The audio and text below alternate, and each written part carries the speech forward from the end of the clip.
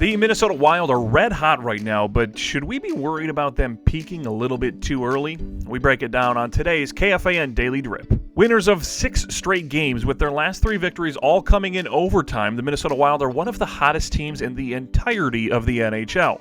After running into a bit of a rough patch a few weeks ago, the Wild have turned the ship around once again, and they've done it through some key acquisitions and increased toughness on the ice. For lack of a better way to say it, they're playing playoff-style hockey right now, and it's taken some of their other opponents by a bit of a surprise.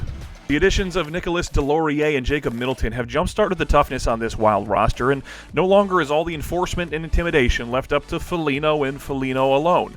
And when you mix in the addition of Marc-Andre Fleury, there's no questions of whether or not this Wild team is preparing to make a run into playoff hockey. But the shift into aggressive play doesn't come without a cost.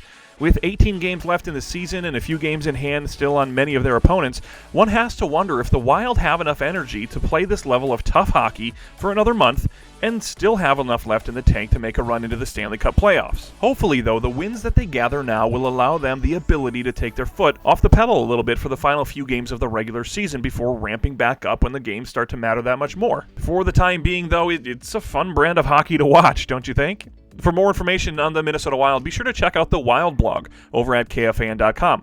I'm AJ Mansour, and that's your KFAN Daily Drip.